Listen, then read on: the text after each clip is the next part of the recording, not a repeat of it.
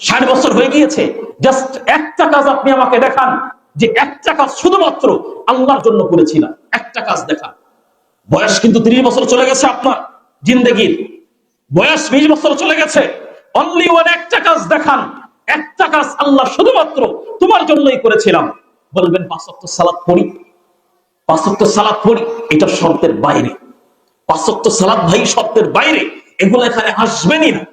কেননা সালাত হচ্ছে এমন একটা বিষয় যেটা মুসলিমত্ব টিকিয়ে রাখতে হলে আপনাকে পড়তেই হবে। আপনি যে মুসলিম এটা প্রমাণ করার জন্য আপনাকে 5 ওয়াক্ত সালাত পড়তে হবে, এটা বাধ্যতামূলক, ফরজে আইন। এর শর্তের বাইরে 5 ওয়াক্ত সালাতকে আপনি এক মাসে রেখে দেন। এবার আপনি আমাকে বলেন, 20 বছর জীবনে, 30 বছর জীবনে অনলি ওয়ান, একটা কাজ করেছি আল্লাহ শুধুমাত্র তোমার জন্য। দেখি কার কাছে কি আমল আছে। 5 ওয়াক্ত সালাত আপনি রেখে দেন সাইডে, কারণ সালাত আপনি যে মুসলিম এটা প্রমাণ করবে, এর বাইরে আর কিছুই না। বুঝতে পারেন নাই? সালাত কি মানে, যদি আপনি একটা টি শার্ট পরেন, টি শার্টের যদি এক কোনায় ছবি থাকে নৌকা, মানুষ বলবে যে ও আওয়ামী লীগের লোক। যদি এখানে থাকে ধানের শীষ, মানুষ চিনবে কি ও বিএনপির লোক। যদি দেখে হাতে হাত পাখা আছে, দেখবে কি ও চরমনার লোক। যখন দেখবে যে দাড়িপাল্লা আছে, মানুষ চিনবে কি ও জামাতের লোক। নাকি এটা একটা প্রতীক, এটা দেখে মানুষ আপনাকে চিহ্নিত করবে যে আপনি আওয়ামী লীগ, আপনি বিএনপি, আপনি জামাত, আপনি চরমনাই। এটা দেখে মানুষ আপনাকে চিনবে। ঠিক সালাত হচ্ছে তাই। যদি আপনি সালাত পড়েন, তার মানে আপনি হিন্দু না, আপনি বৌদ্ধ না, আপনি খ্রিস্টান না, আপনি কাদিয়ানি না, আপনি বিধর্মী না, আপনি একজন মুসলিম। যদি সালাত না পড়েন, তার মানে আপনি একজন হিন্দু, বৌদ্ধ, খ্রিস্টান, কাদিয়ানি, রাসূলের ভাষায়। অতএব সালাত হচ্ছে শুধুমাত্র আপনি যে মুসলিম এটা টিকিয়ে রাখবে, আপনার নাম টিকিয়ে রাখবে। এর বাইরে একটা কাজ আপনি দেখান, 30 বছর জীবনে আল্লাহ শুধুমাত্র তোমার জন্য করেছি। দেখেন আপনি আমাকে একটা কাজ আছে আপনার কাছে, কি আমল আছে বলেন এবার। সালাতের বাইরে 30 বছর জীবনে কি কাজ করেছেন? নেই কোনো কাজ আপনার, এটা বাধ্যতামূলক, তাই করেন। এর বাইরে আপনার কোনো কাজই নেই। সমাজ সংস্কার, পারিবারিক জীবন সংস্কার, ইসলামের আইন বাস্তবায়ন, রাসূলের সুন্নাহ আদর্শ বাস্তবায়ন, শিরিককে মুক্ত করে, বিদআতকে মুক্ত করে রাসূলের আদর্শকে সমাজে বাস্তবায়ন করা, কি করেছেন আপনি বলেন আমাকে? নেই। আপনার পা থেকে নিয়ে মাথা পর্যন্ত কোনো আদর্শই নেই ইসলামের। আপনার পরিবারে ইসলামের বিধান আছে? আপনার সমাজে ইসলামের বিধান আছে? নেই। তো কি করেছেন এবার আপনি বলেন আমাকে, কি করেছেন? 30 বছর জীবন তো পার হয়ে গিয়েছি, কিছুই করতে পারিনি। এটা হচ্ছে দুঃখের বিষয়। আজকে সমাজ নষ্ট হচ্ছে কেন? আজকে মুসলিমদের এতটা অধপতন কেন? যুবকদের এত অধপতন কেন? আমি আপনাদেরকে পয়েন্ট আকারে দুই একটা কথা বলবো, যে আজকে মুসলিমদের এতটা অধপতন কেন হচ্ছে। আজকে মুসলিমদের এতটা অধপতন কেন হচ্ছে, লক্ষ্য রাখেন দিকে। প্রথম কারণ, আজকে মুসলিম জাতি এতটা অধপতন কেন হচ্ছে, মুসলিম যুবকরা এত নষ্ট কেন হচ্ছে।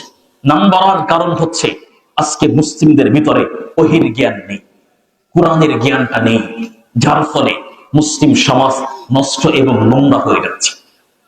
ওহীর জ্ঞান নেই, কোরআনের জ্ঞান নেই, মানে আপনি দেখেন দিন দিন সমাজে কিন্তু শিক্ষিত মানুষের হার বাড়তেছে, নাকি? দিন যাচ্ছে শিক্ষিত মানুষের হার বাড়তেছে, কিন্তু সুশিক্ষিত মানুষের হার দিন দিন কমে যাচ্ছে। শিক্ষিত মানুষের হার বাড়তেছে, সুশিক্ষিত মানুষের হার কিন্তু দিন দিন কমতেছে। মানে মানে একটা ছেলে 20 বছর পড়াশোনা করেছে, 30 বছর পড়াশোনা করেছে, 30 বছর পড়াশোনা করে ও 30টা কোরআনের আয়াত পড়তে পারে না। 20 বছর পড়াশোনা করে 20টা কোরআনের আয়াত পড়তে পারে না। 20 বছর পড়াশোনা করে 10 জন সাহাবীর নাম বলতে পারে না। 20 বছর পড়াশোনা করে 10 জন নবীর নাম বলতে পারে না। কি পড়াশোনা করেছে বলেন? আপনি বলেন আমাকে, কি পড়াশোনা করেছে? ওর গোটা সার্টিফিকেট দিয়ে বই তৈরি হয়ে যাবে। যুবককে দেখেন, 20 বছর পড়াশোনা করার পরে 20টা কোরআনের আয়াত সে পড়তে পারে না। 20 বছর পড়াশোনা করার পরে 20টা সূরা পড়তে পারে না, 20টা হাদিস বলতে পারে না। কি পড়াশোনা করেছে বলেন এবার আপনি আমাকে? কি শিক্ষা দিয়েছেন? শিক্ষিত মানুষের অভাব কি বুঝতে পারছেন? এখন আমরা স্লোগান দিচ্ছি, শিক্ষাই জাতির মেরুদণ্ড। স্লোগান দিই না, সমাজে স্লোগান আছে না, শিক্ষাই জাতির মেরুদণ্ড। কিভাবে শিক্ষা জাতির মেরুদণ্ড হয় বলেন? কোন শিক্ষা জাতির মেরুদণ্ড হতে পারে? যে শিক্ষা আপনার সন্তান ঘরে প্রবেশ করে সালাম দিতে শেখায় না, যে শিক্ষা আপনার সন্তানকে দাঁড়িয়ে প্রস্রাব করতে শেখায়, যে শিক্ষা আপনার সন্তানকে লুঙ্গি পায়জামা টাকটুর নিচে ঝুলিয়ে পড়তে শেখায়, এটা শিক্ষিত মানে শিক্ষা জাতির মেরুদণ্ড? এই শিক্ষা জাতির মেরুদণ্ড? পশ্চিমকাল হতে পারে না। জেনে রাখেন, শিক্ষাই যদি জাতির মেরুদণ্ড হয়, ওই শিক্ষা জাতির মেরুদণ্ড। যে শিক্ষা মানুষকে ঘরে প্রবেশের পূর্বে সালাম দিতে শিখায়, ওই শিক্ষা জাতির মেরুদণ্ড। যে শিক্ষা মানুষকে লুঙ্গি পায়জামা টাকনুর উপরে ঝুলিয়ে পড়তে শিখায়, ওই শিক্ষাই জাতির মেরুদণ্ড। যে শিক্ষা মানুষকে তার রবকে চিনায়, এই শিক্ষাই তো জাতির মেরুদণ্ড। নক্ষত্রে অন্য কোন শিক্ষা জাতির মেরুদণ্ড হতে পারে না, এটা অসম্ভব।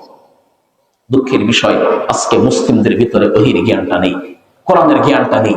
সুবহানাল্লাহ। আল্লাহ পাক রব্বুল আলামিন কোরআনুল কারীমের সর্বপ্রথম কোন আয়াত নাযিল করেছেন?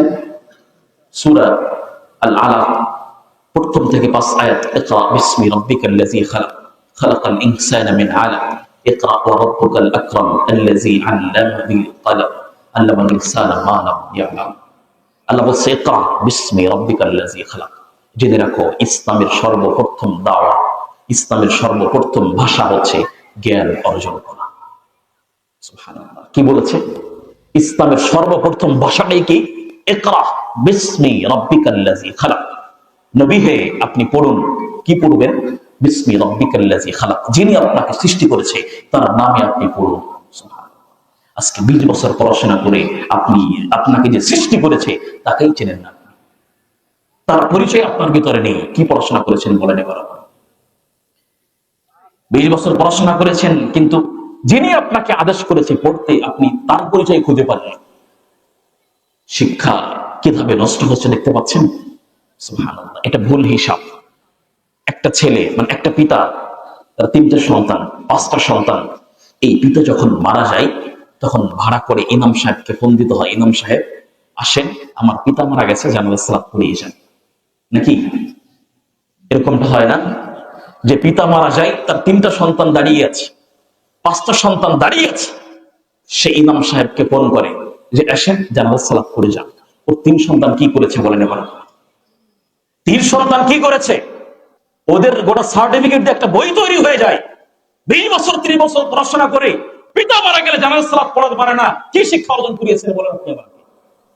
কি শিক্ষা অর্জন করেছে? 20 বছর পড়াশোনা করার পরে আপনি মারা গেলে আপনার সন্তান আপনাকে সামনে নিয়ে দুই রাকাত সালাত পড়তে পারে না। কি শিক্ষা অর্জন করেছে? এগুলা কি ভুল? সমাজে এগুলো হচ্ছে না? সমাজে নেই এগুলা? অহরহ চলছে। মুসলিমরা কোথায় অধপতনে আছে বুঝতে পারছেন? সুবহানাল্লাহ। এই জন্য আলহামদুলিল্লাহ আপনারা এখানে মাদ্রাসা চালু করতেছেন, জ্ঞানের উৎস চালু করছেন, এখান থেকে দ্বীনের আলেম বের হবে ইনশাআল্লাহ। সেটা আপনারা চান না? যে মাদ্রাসা আল্লাহ কবুল করুক, আল্লাহুম্মা আমিন। এখান থেকে দ্বীনের বড় বড় খাদেম তৈরি করুক, আল্লাহুম্মা আমিন। একটা মসজিদের উন্নতি হচ্ছে কি জানেন? আমরা মনে করি একটা মসজিদ এর উন্নতি হচ্ছে এসি লাগাতে হবে, টাইলস দিতে হবে, ভালো ভালো ফ্যান রাখতে হবে, এটা হচ্ছে মসজিদের উন্নতি। কিন্তু না, এটা মসজিদের উন্নতি না। মসজিদের উন্নতি কি? একটা মসজিদ যার উন্নতি হচ্ছে সেখান থেকে দ্বীনি শিক্ষা চালু করে। যদি দ্বীনি শিক্ষা না থাকে, যতই আপনি এসি টাইলস দিয়ে রাখেন, আপনাকে আমি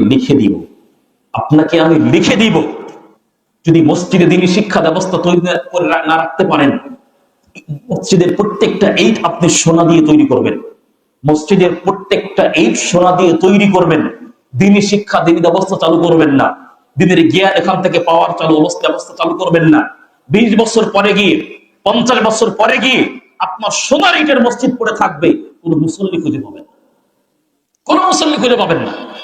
কারণ এখনকার বর্তমান যে জেনারেশন, এরা সালাত সিয়ামের ধার ধারে না, এরা সালাত সিয়ামের ধার ধারে না।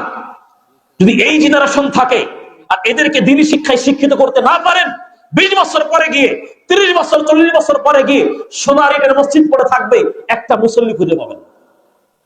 কিন্তু যদি আপনি সোনার ইট না দিয়ে গোলপাতার ছাউনি দিয়ে টিনের মসজিদ দিবেন, দ্বীনি ব্যবস্থা চালু করবেন, মাদ্রাসা চালু করবেন, 20 বছর পরে গিয়ে টিনের ছাউনির মসজিদ থাকবে, আপনি মুসল্লি ধরাতে পারবেন না। কারণ এখান থেকে দিনের আলো বের হবে, মানুষ চিনবে সালাত কি, মানুষ দেখবে সিয়াম কি, মানুষ বুঝবে কোরআন হাদিস কি, তখন মানুষ ইসলামের দিকে ধাবিত হবে। সেটা কিভাবে হবে? তো বলতেছিলাম, আজকে মুসলিমদের অধপতন কেন হচ্ছে? 1 নাম্বার কারণ হচ্ছে মুসলিমদের ভিতরে ওহীর জ্ঞানটা নেই, কোরআনের জ্ঞান নেই, হাদিসের জ্ঞান নেই, যার বাস্তব রূপ আমরা দেখতে পাচ্ছি। একটা যুবককে দাঁড় করে, বাংলার জমিনের কথা বলি, যুবককে জিজ্ঞেস করে তোমার শেষ নবীকে, মানে তোমাদের নবীকে? বলছে মুসা আলাইহিস সালাতু ওয়াস সালাম। বাংলার যুবকের মুসলিমেরা বলছে তোমার নবীকে মুসা আলাইহিস সালাতু ওয়াস সালাম, ও জানেই না বলবে কোত্থেকে, জীবনে কোনোদিন পড়েই নেই যে রব হচ্ছেন আল্লাহ, এটা সে জানেই না। বলছে কি আমাদের নবীকে মুসা আলাইহিস সালাতু ওয়াস সালাম, বলছে তোমার কালিমা কি বলো, বলছে লা ইলাহা ইল্লা আনতা সুবহানাকা ইন্নী কুনতু মিনাজ জালিমিন। এটা নাকি মুসলিমদের কালিমা। বুঝেন অবস্থা কোথায়? বলছে তুমি কালিমা পাঠ করো, বলছে লা ইলাহা ইল্লা আনতা সুবহানাকা ইন্নী কুনতু মিনাজ জালিমিন। এটা কি মুসলিমদের কালিমা? সে জানেই না তো বলবে কি থেকে, জানেই না। আমাদের কাছে যখন কিছু কিছু প্রশ্ন করে, যেটা দেখলে মানে মুখে হাসিও লাগে আবার কষ্টও লাগে, যে এখনো মানুষ এরকম আছে, এই বিষয়ে মানুষ জানে না। সুবহানাল্লাহ। তো বলতেছিলাম কি, যে একটা যুবক, একটা ব্যক্তি 20 বছর পড়াশোনা করেছে, পড়াশোনা করার পরে 20টা কোরআনের আচ্ছা বলতে পারে না, তো কি শিক্ষা অর্জন করেছে?